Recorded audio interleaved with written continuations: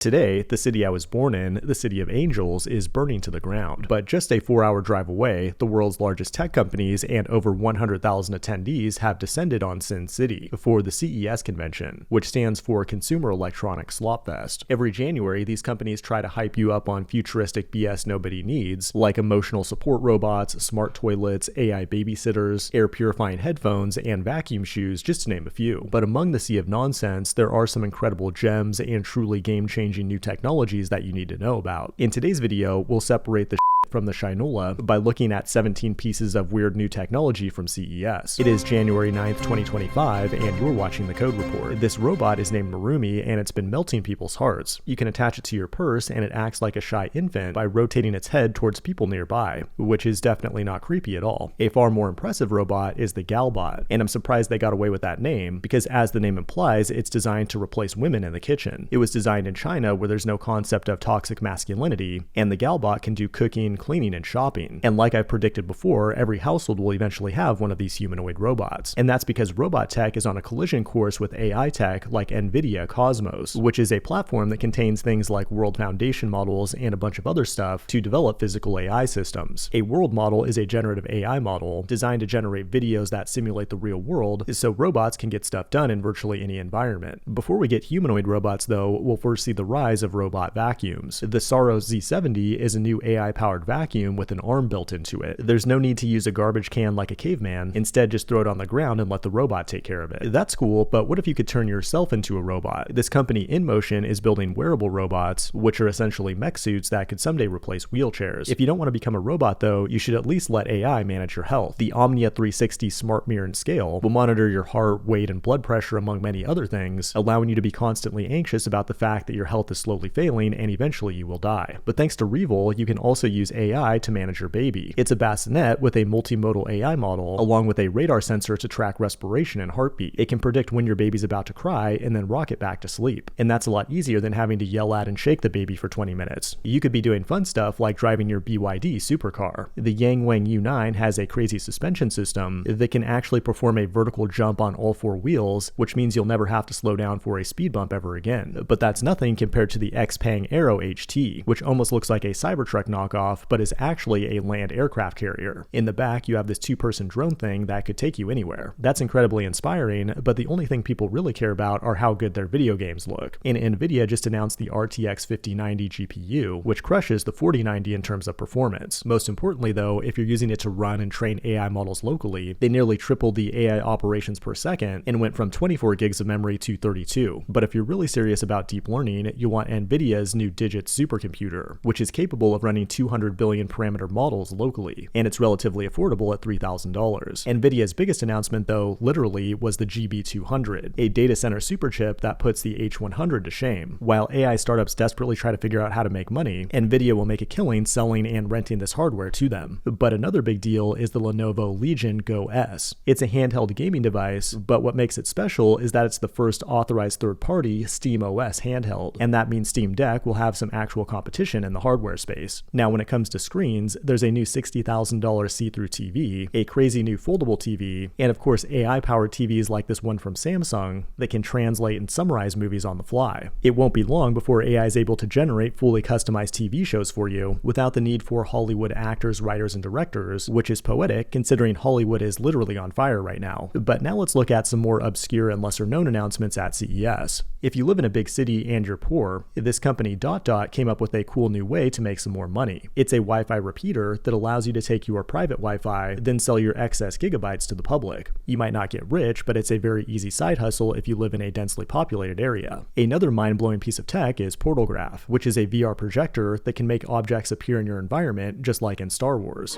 Help me, Obi-Wan Kenobi. You're my only hope.